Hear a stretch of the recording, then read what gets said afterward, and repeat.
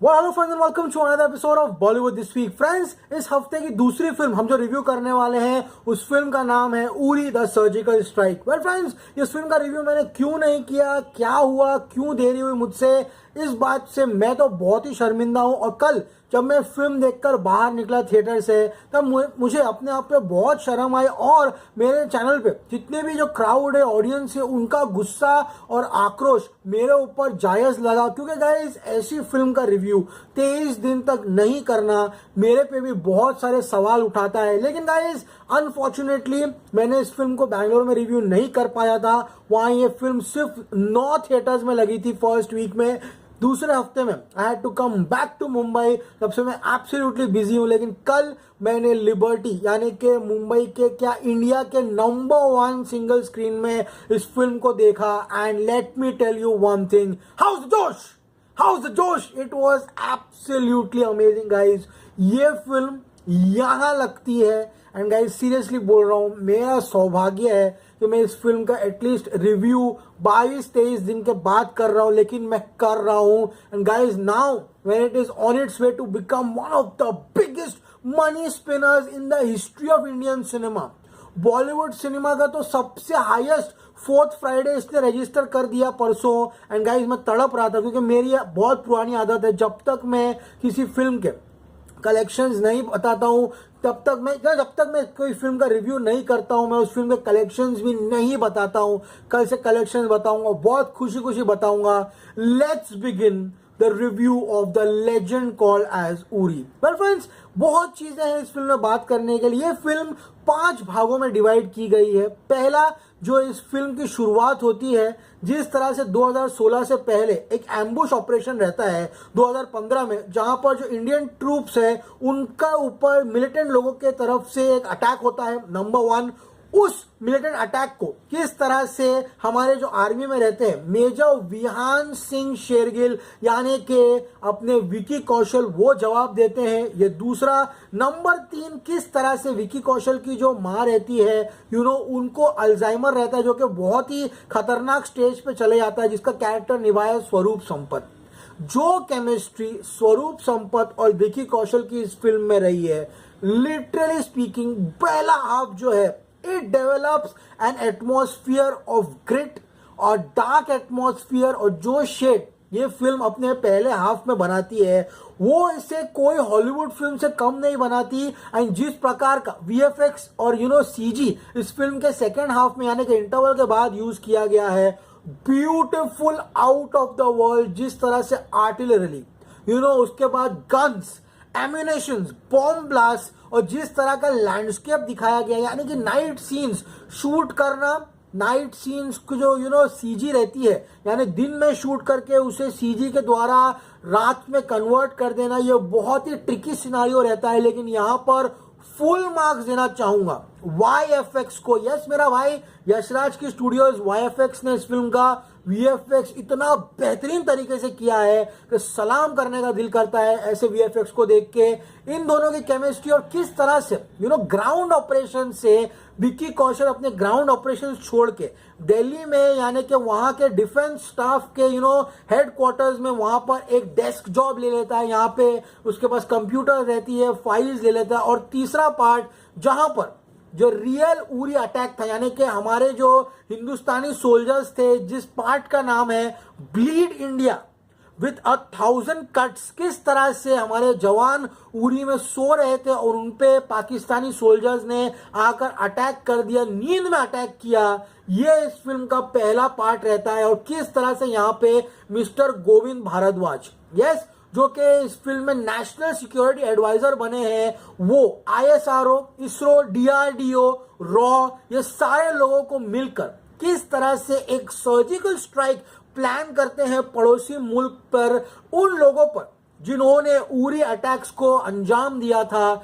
ये सारे का कल्मिनेशन सेकेंड हाफ में जिस तरह से पेजेस खुलते हैं, इसी का नाम है उरी द सर्जिकल स्ट्राइक। लेकिन गाइस, ये तो एक ऊपर ऊपर मोटी कहानी है।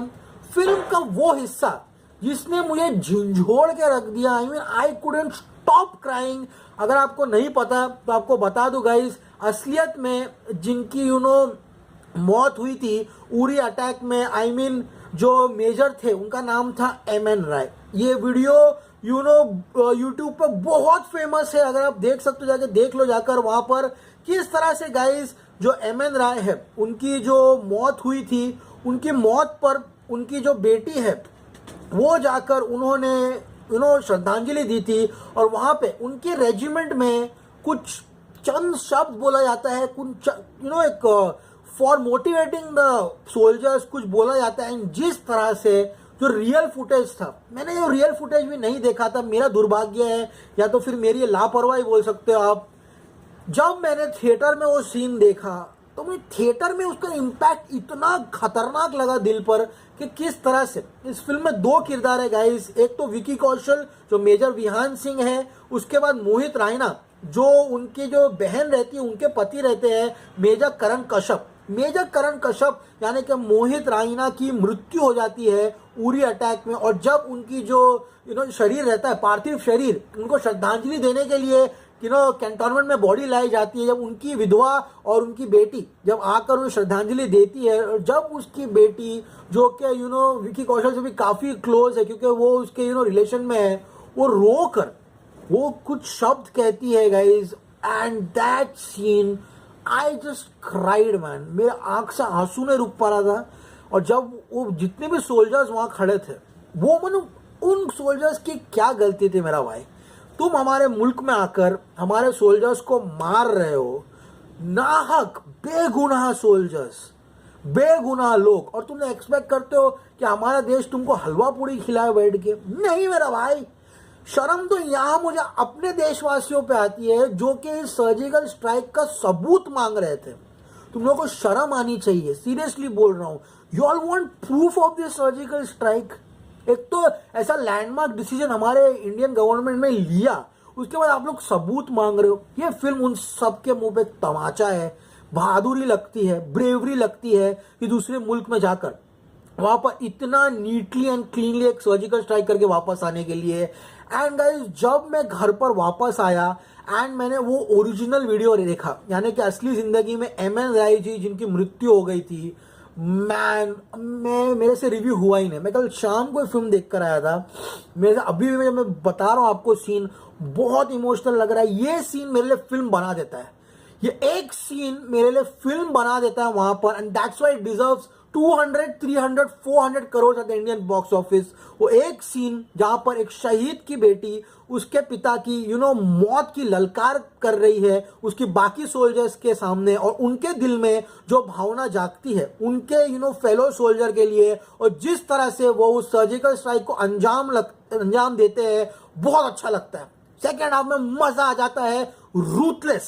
रूथलेस सर्जिकल स्ट्राइक्स, यानी कि ऐसा मौत कि सामने लोगों को देख के घिन आ जाए। वो उस बच्ची की जब आप वीडियो देखोगे ना, आपको सब जस्टिफाइड लगेगा। वेल फ्रेंड्स, यहाँ पर सबसे ज्यादा फुल मार्क्स देना चाहूंगा तो मैं स्वरूप संपत को देना चाहूंगा, जो कि विकी कौशल की मां बनी है इस फिल्म में। उनका जो अल्जाइमर्स है, जिस तरह से वो अपने खुद के बेटे को एक स्टेज आने के बाद भूल जाती है, दो scenes again made me dam emotional. कि एक आदमी जो अभी फील्ड पर होना चाहिए देश की रक्षा करने के लिए, वो आज अपनी माँ के लिए डेस्क जॉब लेकर बैठा है। जबरदस्त। Apart from that, Yami Gautam, Kriti Kulhari, Yami Gautam has given it everything for a role. पहले तो लगता है कि वो नर्स है जो कि विकी कौशल की जो माँ है उसकी देखभाल के लिए आई है, लेकिन हमें इंटरवल से पहले पता चलता है कि जितने लोग जो नॉर्थ ईस्ट में जो मिलिट्री अटैक हुआ था उनकी प्रोटेक्शन के लिए, यानी कि उनकी रक्षा के लिए हमारे जितने भी आर्मी है और इंटेलिजेंस है, उन्होंने उनको प्रोटेक्शन देने की जिम्मेदारी ली है अपने सर पर। तो वो एक एजेंट रहती है,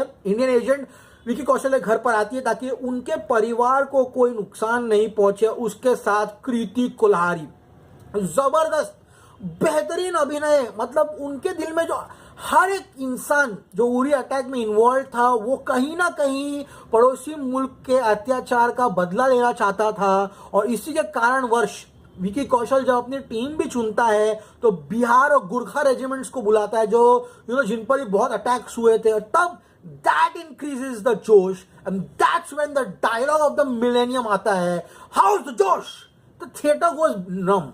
सीरियसली बोल रहा हूं, वो जब डायलॉग आता है ना थिएटर में, पब्लिक पागल होकर चिल्लाती है। कल 22वां दिन था, लेकिन द थिएटर वो 60% हाउसफुल इन लिबर्टी, जो कि ऑलमोस्ट 1200 से 1300 स्क्रीन का थिएटर है।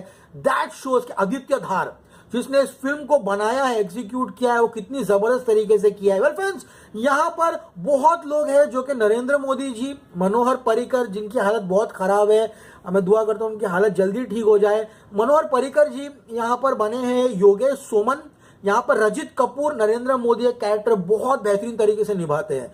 जरा भी कैरेक्टरिस्टिक नहीं, भाइयों बहनों वैसा कुछ बात करने का तरीका नहीं, मित्रों, ये सब कुछ कैरेक्टरिस्टिक नहीं लगा। जिस तरह से अनुपम खेर ने मनमोहन सिंह की धज्जियां उड़ा दी थी एक्सीडेंटल प्राइम मिनिस्टर में, उस तरह का अभिनय नहीं है इस फिल्म में। बहुत ही समझ सूझबूझ कर नरेंद्र मोदी जी का कैरेक्टर अजित कपूर जी ने निभाया इस फिल्म में। यहाँ पर शिशिर शर्मा है जो कि जनरल दलबीर सिंह का कैरेक्टर निभाते हैं यहाँ पर, जो काफी बेहतरीन लगते हैं। यहाँ पे अरुण जेटली जी, राजनाथ सिंह जी जो होम मिनिस्टर है, उनके भी मिले जुले लुक अलाइक्स जो दिखाए गए हैं इस फिल्म में, उन्होंने काफी अच्छा काम किया। लेकिन गाइस, रुखसार रहमान हमारी इंडियन एजेंट जो पाकिस्तान में रहती है, रुखसार बहुत सारी फिल्मों में है, डी मूवी में रणदीप हुडा के साथ ये है रुखसार। उन्होंने उज्जवल चोपड़ा जो कि हमारे एजेंट रहता है, वो इन्होंने काफी अच्छा कैरेक्टर निभाया है। राकेश बेदी बहुत पुराने मोटा सा कॉमेडियन हुआ करता, वो इसे पाकिस्तानी एजेंट बना है, उन्होंने काफी अच्छा काम किया। लेकिन इस फिल्म का विनर मैं बोल सकता हूँ सेकेंड हाफ में इज द गरुड़ यानी कि वो ड्रोन कैमरा जो कि एक पक्षी के शेप में है, वो जो हमें पाकिस्तान के जितने भी 5 बंकर्स है जहां पर आतंकवादी लोगों ने हमला किया था उरी में आके, उनकी फुटेजेस देती है। It looks like an normal bird but it's a camera with 16 megapixel camera, 40 kilometre range. बहुत लोगों को मजाक लग रहा था, लेकिन मैंने आज ही वीडियो देखा है। Garud exist and existed 1-2 years back, बहुत साल पहले ये एग्जिस्ट करता है, आज भी ये यूट्यूब पर वीडियो देख सकते हो, उसको जाके देख सकते हो। और इसके बीच में वो गाना जो आता है बीच में, वो तो कुछ अलग ही गाना यार। I am gonna see this movie once again, और इस टाइम मैं आईमैक्स स्क्रीन में देखने वाला इस फिल्म को, just to get the experience. Single screen में गया था to check the josh, now I will go to an IMAX to check the visual quality which is absolutely splendid. ये साल अवार्ड्स ले जा रही है उरी, अगर इससे अच्छी फिल्म नहीं आई then this is gonna take the cake. Critically acclaimed है, और कितने चूतिए लोग हैं जिन्होंने फिल्म को 2 स्टार देके कहा है कि this is a propaganda movie, this is an agenda movie. I mean एक क्रिटिक है, पता नहीं उसका नाम याद नहीं आ रहा, 20 दिन पहले उसका रिव्यू पढ़ा था मैंने। आई डोंट नो मुझे बोलना चाहिए नहीं बोलना चाहिए, लेकिन बोलना बहुत जरूरी है, क्योंकि ऐसे लोग जो देश में रहते हैं ना, उनको लात मार के देश से निकाल देना चाहिए। वो लिख के बोलता है तो वॉज दिस फिल्म नेसेसरी, क्या ये फिल्म बनाना जरूरी थी, जो कि मिलिट्री अपनी खुद की लाल कर रहा है दिखाकर। इसमें क्या लाल कर रहा है मेरा भाई? यहाँ पे तुम्हारे देश के जवान शहीद हुए हैं, उनका बदला लेने के लिए हमारे जवान मुल्क में जाकर मार कर आ रहे हैं, उसमें मिलिट्री लाल कर रहा है। ऐसे लोगों को तो कसम से बॉर्डर पे भेज देना चाहिए, वो भी नंगा खड़ा कर देना चाहिए ऐसे क्रिटिक्स लोगों को वहां पे। उरी के बारे में एटलीस्ट इंडिया से ऐसा कोई कमेंट करने वाला एक गधा ढक्कन मैंने देखा नहीं।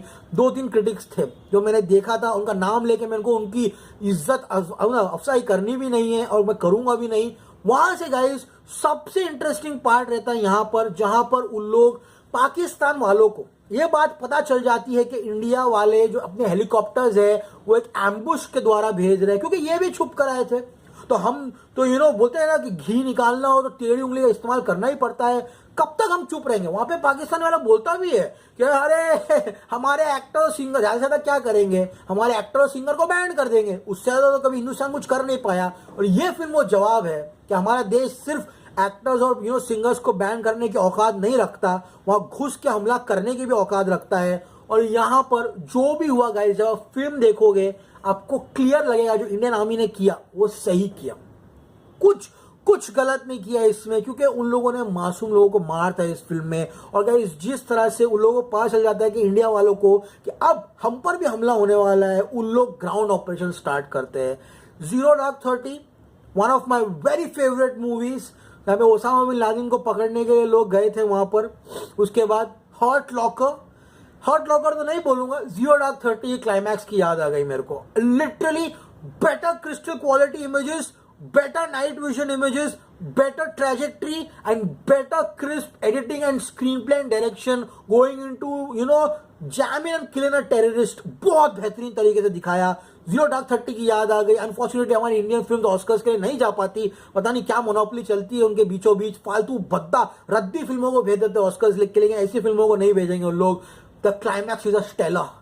जिस ब्रुटैलिटी से और जिस बेरहमी से उनकी हत्या की जाती है, जबरदस्त जबरदस्त। और जब ये सर्जिकल स्ट्राइक खत्म होता है और जब वो बोलता है the strike is over, how's the josh, खत्म, थिएटर फन्नाट, पूरा goosebumps. This movie is a stellar, 5 on 5 stuff, 100 stuff. ये पिक्चर हर एक पैसा डिजर्व करती है और इसीलिए ऑडियंसेस भर भर के इस फिल्म को देखने के लिए जा रही है। तो यहाँ पे नॉनसेंसिकल चीजें नहीं दिखाई गई, यहाँ पर बकवास फिल्में नहीं दिखाई गई। गवर्नमेंट प्रोपेगेंडा एजेंडा मूवीज बनी है इससे पहले भी, हिंदू सरकार बनी थी यहाँ इससे पहले, इसके पहले एक्सीडेंटल प्राइम मिनिस्टर बनी थी, लेकिन वो सब फिल्मों में क्या हुआ था सबको मालूम, इसलिए फिल्मों ने इतना नहीं कमाया। यहाँ पर एक फिल्म है जो सच्चाई दिखा रही है, इसी के कारणवश आज ये फिल्म 200 करोड़ कमाने के कगार पर है। और गाइस किस तरह से यहाँ पे वो दो हमारे इंडियन एजेंट्स भी है जो हमको आगाह करते हैं कि वहाँ पे स्ट्राइक हो रहा है, वो आप लोग पकड़े जाओगे वहाँ पे, वो रेडार में मत आना। इसी के साथ फिल्म का खात्मा होता है। लेकिन गाइस जब मैं थिएटर से बाहर आ रहा था, that girls image crying in front of dead father, that is still not going out of my head and I don't know, पता नहीं वो शायद वो इमेज रह जाएगी। वो जो भी लड़की है, पता नहीं मैं उसका नाम नहीं ढूंढ पा रहा हूँ, अगर किसी को पता चले कि वो छोटी बच्ची का नाम क्या है, प्लीज मुझे कमेंट सेक्शन में बताना। At the end of the movie जब वो दिखी मुझे, यू नो, उसके आंखों में जो खुशी थी कि हाँ this relative Vicky Kaushal went and he did surgical strike, बहुत अच्छा लगा। सबसे बड़ी बात, विकी कौशल बोलते हैं नरेंद्र मोदी जी को कि सर जब हमें सर्जिकल स्ट्राइक करके वापस आएंगे, हम चाहते हैं कि रात का डिनर हम आपके साथ करें, अब dinner with the prime minister in 7 race course road and bringing all the soldiers back intact. जितने गए थे उतने वापस अनहार्म्ड आए। ये इस सर्जिकल स्ट्राइक की खासियत थी। मतलब बात करें इस फिल्म के पूरे डिपार्टमेंट के बारे में, म्यूजिक बाय शाश्वत सचदेव, मितेश मिरचंदानी, भाई कितने भी लोग हैं, सिनेमाटोग्राफर बनना है, कैमरामैन बनना है, जाओ इसके अंदर इंटर्नशिप लो। डायरेक्शन में Aditya da, Ronnie Screwvala is a mastermind, उसने बुक्स भी बहुत लिखी है, he made a stellar of a movie. Editing by Shiv Kumar Panicker was absolutely amazing. All in all guys, ये फिल्म की तारीफ करने के लिए मैं पूरा दिन बैठ सकता हूँ यहाँ पे, लेकिन जितना मुझे लगा कि मुझे बोलना चाहिए था मैंने बोला आप लोगों को। आप जाइए, मुझे पता है बहुत लोगों ने देख लिया होगा, और आज मैंने इस फिल्म का रिव्यू देकर मेरे ऊपर से एक बहुत बड़ा एक भार था। I used to feel ashamed of myself कि मैंने इस फिल्म का रिव्यू क्यों नहीं दिया यार। I used to feel ashamed. मैंने लाइव में भी उस दिन बोला था कि मैं जब तक ये फिल्म का रिव्यू नहीं दूंगा मैं चैन से नहीं बैठूंगा, लेकिन आज मैंने दे दिया है। इंशाल्लाह कल से आई am gonna give collection of this movie. ये रिव्यू का इंटेंशन, इस फिल्म का इंटेंशन किसी भी मुल्क, किसी भी देश, किसी भी प्रांत के लोगों को हर्ट करना नहीं था। ये सच्चाई है जो हुई थी, जो होना बहुत जरूरी थी। एंड आई थिंक ये होने के बाद भी अगर कुछ लोग सुधर जाए तो बेहतर रहेगा। एंड जितने भी लोग हैं हमारे देश में जो इस सर्जिकल स्ट्राइक पे क्वेश्चन उठा रहे थे, जो इस सर्जिकल स्ट्राइक को क्वेश्चन कर रहे थे, और जो ये भी बोल रहे थे कि ये फिल्म एक मन घड़त कहानी है, it is not a reality, मेरा भाई होश में आ जाओ। देश बदल रहा है, लोग भी बदल रहे हैं, आप भी बदल जाओ। Uri is a masterpiece. मैं चाहता हूँ ये फिल्म 200 के ऊपर जाए, 250 मार दे film, seriously. Guys I hope ये एपिसोड आपको पसंद आया हो। एपिसोड पसंद आए प्लीज चैनल को लाइक कीजिए, शेयर कीजिए, सब्सक्राइब कीजिए। Simiyam Ansari signing off. You're going to see me very soon. Till then, as always, say, stay cool, man.